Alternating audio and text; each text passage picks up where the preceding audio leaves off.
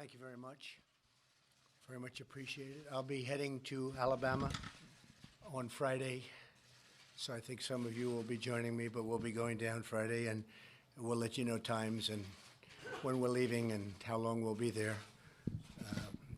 It's been a tragic situation, but a lot of good work is being done.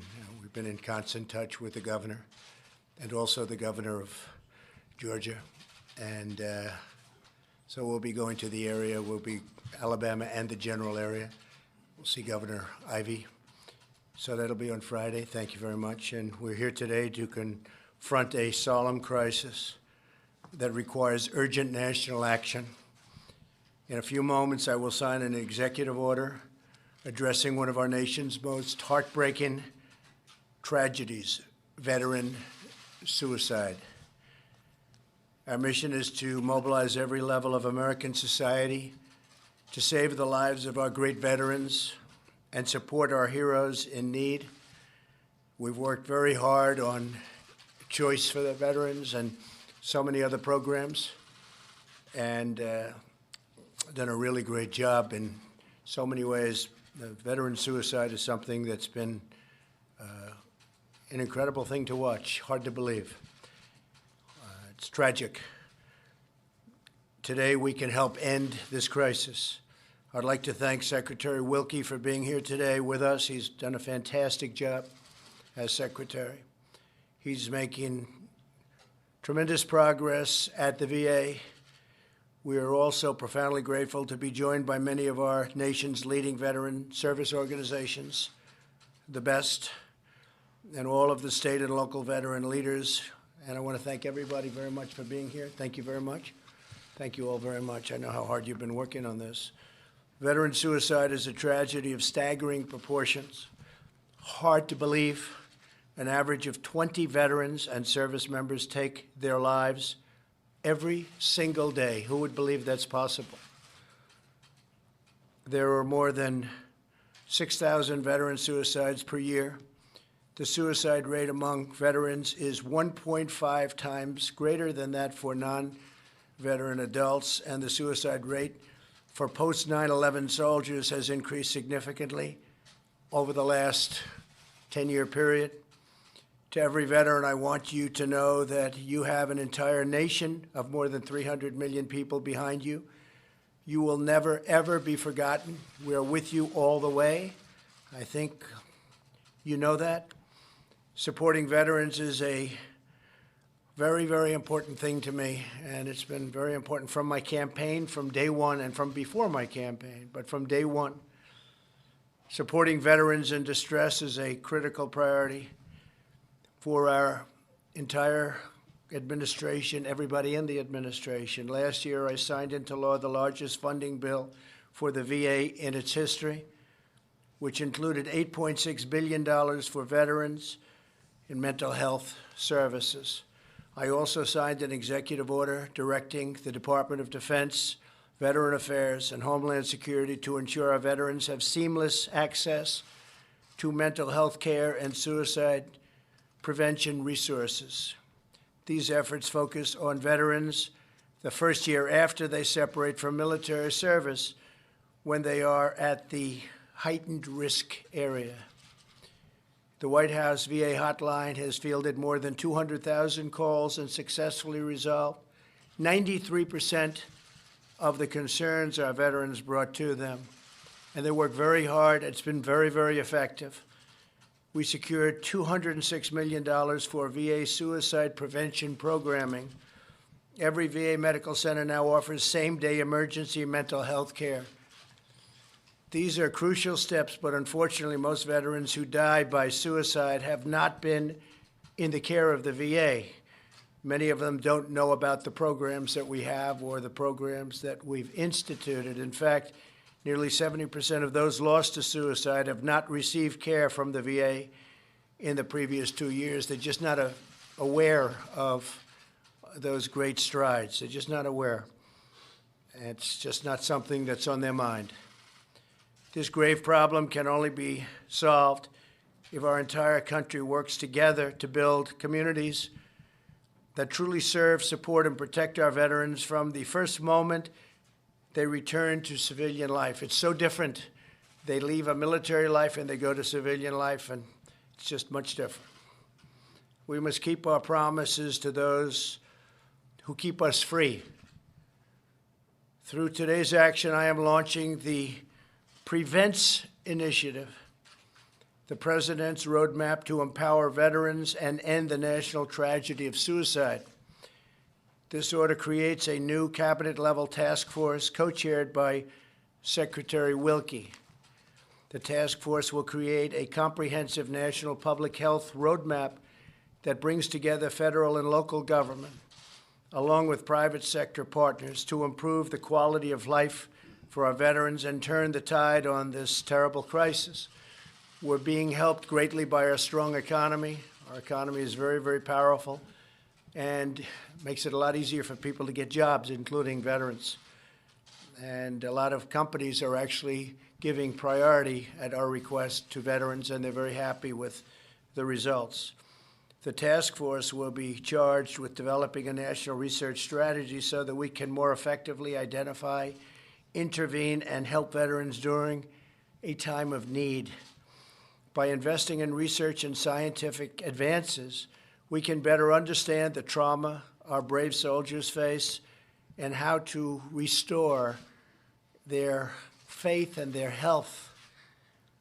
Under this order, my administration will also work with Congress to pass legislation providing resources and assistance in the form of grants to communities so that they can empower veterans with critical information, services, and networks of total support. We're going to take care of our veterans. We're working so hard on this. We're making so much progress, and we're going to take care of them like never before. Veterans are America's greatest national treasure, and a lot of people understand that. Some people don't. I will tell you, our single greatest national treasure. They kept us safe, and we're going to keep them safe. They courageously fulfill their duties to our nation. Now we must fulfill our duties to them. Here with us today is Frank Larkin. His son Ryan followed in his footsteps to become a Navy SEAL. Terrific young man. Tragically, Ryan is no longer with us. Frank, would love to have you come up and just say a few words about your great son, please. Frank. Thank you, Mr. President. Frank, yes, sir. Thank you very much. Thank you.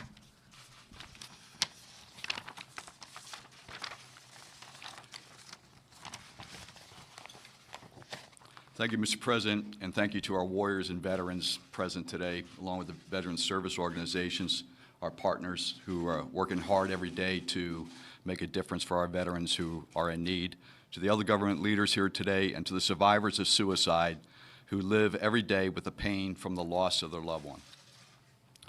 Ryan was a decorated, high-performing Navy SEAL who suddenly went over the edge.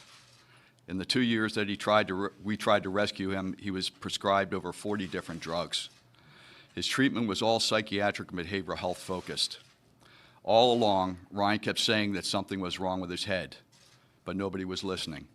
Months before he took his life, he expressed a wish to donate his body for TBI research. Ryan was concerned about his teammates and the similar struggles that they were experiencing following both training for combat and combat operations overseas. Many are burdened with invisible wounds as a consequence of going into harm's way into the service of this nation. After Ryan's death, we learned that he suffered from an undiagnosed severe level of microscopic brain injury uniquely related to military blast exposure, from firing our weapon systems, rockets, mortars, using explosive breaching charges, and being exposed to improvised explosive devices, IEDs. We are currently challenged by the fact that this newly discovered pattern of brain injury cannot be seen in a living person, not unlike the contact sport players who are trying to understand the effects of microscopic CTE, which also cannot be seen in a living player. This executive order is defining a national strategy that needs to resemble a Manhattan-like project. We need the science to illuminate our path forward. I am convinced that we can solve this. It is not because we lack the intellectual capability or capacity. In many cases, it's because of culture. We need all the relevant players to step onto the same field of play at the same time, completely focused on solving this problem. We need collaboration, integration of data, and unity of effort across DoD, the VA, HHS, DHS, academia, and the private sector. We need a holistic approach with a heightened sense of urgency to push the scientific research. As we develop knowledge, as we experience with the Manhattan Project and space exploration, we will inform on other disease processes and therapies that will go well beyond the veteran community and vice versa. I receive calls almost weekly from special operators, past and present, seeking help. They want to know what is happening to them. They are experiencing unexplained changes. They want to know if the pain will get better, if the demons will go away, if they will return to being the person they once were. I have to commend my own SEAL community and the Special Operations Command for embracing this challenge. They realized that things did not go well in Ryan's case, that he got left behind. They are working hard now to get it right, collecting exposure data, promoting a brain donation program to advance the research, increasing baseline health surveillance, and changing tactics to reduce exposures, especially in the combat training environment. We also need to appropriately recognize invisible wounds suffered on the battlefield. The monetary cost of a Purple Heart Award is low, a few dollars for the medal itself. But the emotional impact is very high to those suffering daily with these obscure injuries, to be recognized for their sacrifice. Mr. President, following this event, I'm going over to Arlington National Cemetery to tell Ryan that he's still making a difference, that he's still helping his boys. We can't leave any more of our valiant men and women behind. To our warriors, our veterans, and their families, please do not lose hope. We will find a better way. Remember, we made a promise to take care of those who served us. Failure is not an option. Mr. President, I thank you for the platform. Thank you.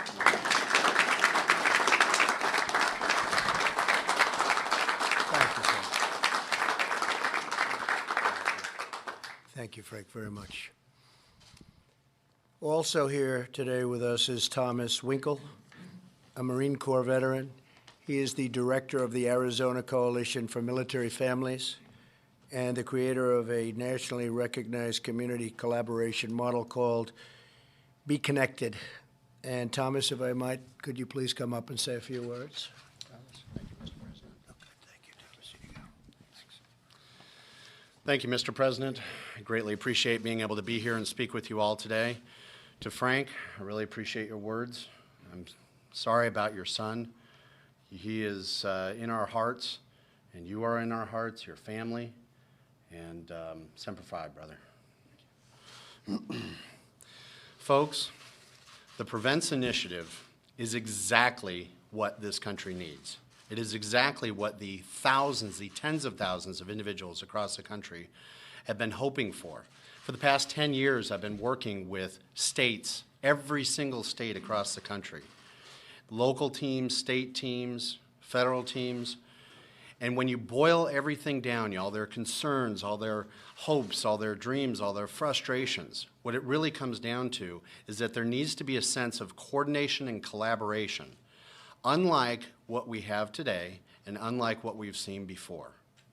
We're not talking about just regular old coordination and collaboration or partnership that is partnership in name only, but we need partnership that is true, that is consistent, that allows the organization to meet both its own metrics and its altruistic metrics. It's incredibly important, and it's incredibly valuable. We have examples of this true partnership, little ones all across the country. One from Arizona happens to be in 2010. The Arizona National Guard had its highest rate of suicide ever. Very, very difficult situation. Partners got together under the leadership of a collective impact initiative, and we all had the same goal in mind. How do we reduce this number or get rid of it completely? Over the course of 36 months, we dropped the rate from the highest ever to 0. It can be done. We have the ability to prevent suicide, to make lives more empowered, to make lives have more meaning, and to be able to drive folks forward to feel the success that happens when they get a great job or they get a great spouse or they have kids. Look, the reality is that we've all known someone who has died by suicide. It is hard, it is painful, and we have the ability to stop it. What our belief is, and the way that we were able to do this, is that we worked with a no wrong door and no wrong person approach. A no wrong door, no wrong person approach. That means every single organization was engaged. Every single organization was involved that had a stake in service members, veterans, and their families and their survival and their thriving. So, we have mechanics and lawyers and doctors and teachers and first responders. And we have hotel clerks. One of my favorite stories is a hotel clerk that noticed that a person that was checking in happened to be a veteran, that they were struggling in a variety of different ways, but the hotel clerk didn't know what to do. He called what we have in Arizona called the Be Connected line, talked with them. They coached him through, how do you just connect with the individual? So the clerk goes up to his room, knocks on the door and says, "Hello, sir, I just wanted to check in with you. You seem like you might be a little distressed, and I wanted to see if there was anything I could do for you." The individual said, "I'm so glad that you came up. I'm so glad that you talked with me, because I was sitting here contemplating how I was going to die, not whether, not if. So you may have just saved my life." We hear these stories consistently, and it takes the entire community to be able to do this. Everybody working off the same page. Our belief is that if everyone knows what to do when an individual is in trouble, they will act, and we've seen it time and time again. So, Mr. President, we greatly support this act, or this initiative. It is an incredible thing. We deeply appreciate everything that you've put into this. It is going to make a huge difference. And I can speak on behalf of Arizona and the other states that I've spoken with that we stand ready. Thank you.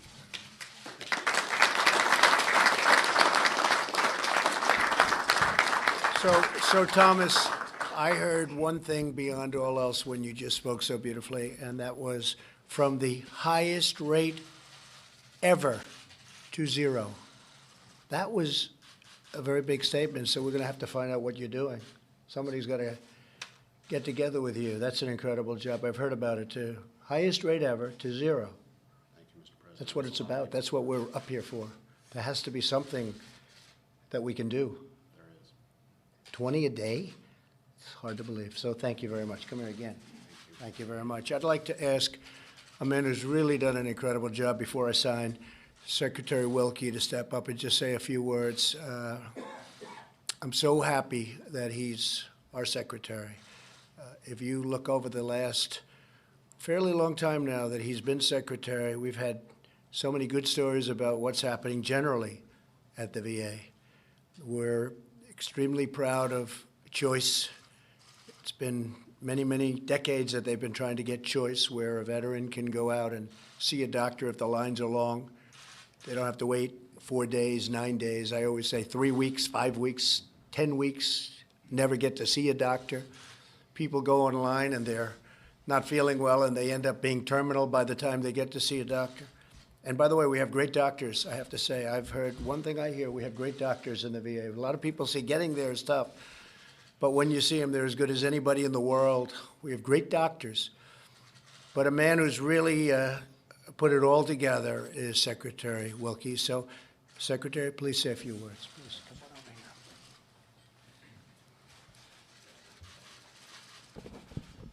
Thank you, Mr. President. I've said this to you before, separate and apart from the honor of serving in your administration, but I am what passes for an amateur historian.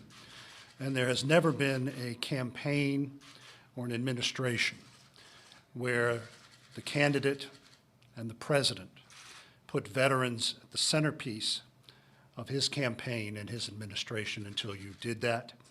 And as I speak for all of us who have worn the uniform in whatever capacity we have served, we can't thank you enough for that. Thank you very much. Thank you, sir. So last week, 3 Department of Veterans Affairs heroes put their lives on the line to keep a fellow veteran from taking his own life. Dr. Bruce Goldfeder, Dr. Evelyn Alba, and hospital technician Navarone Johnson in the West Palm Beach VA Medical Center risked their lives to save the life of a veteran. 2 of our VA heroes were wounded, one severely, but that veteran lived. Since 2017, VA employees, doctors, nurses, technicians, policemen have saved 243 veterans just like the one that our heroes saved in Palm Beach. But since 2017, 19 veterans have not been saved. That is what today's ceremony is about. It is about pulling together the resources of the federal government, our states and localities, our charities, our non-governmental organizations, and coming together with a roadmap and the resources to make sure that we no longer have those 19. I've said many times that the mission of the Department of Veterans Affairs is to remind our fellow citizens why they sleep soundly at night. They sleep soundly at night because of the sacrifices of a select number of their fellow Americans who have taken the affirmative step to serve in uniform. Those, as the President said, those 20 who every day take their own lives, 14 of them outside of our VA system, most of them from my father's generation, his comrades from Southeast Asia. We deserve for them the last full measure of our devotion, and this begins the closing of that circle. And Mr. President, I thank you and for your team for everything they have done on behalf of America's warriors. Thank you, sir. Thank you so much.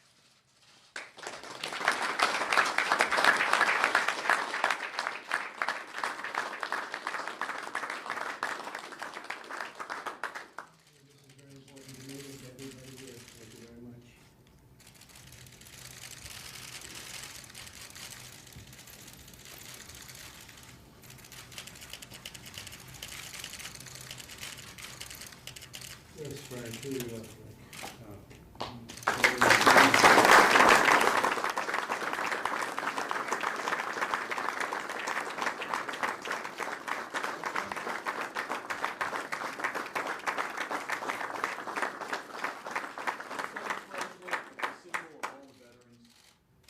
Who have taken their lives. We've got to keep our eye on the ball. Thank you, Frank.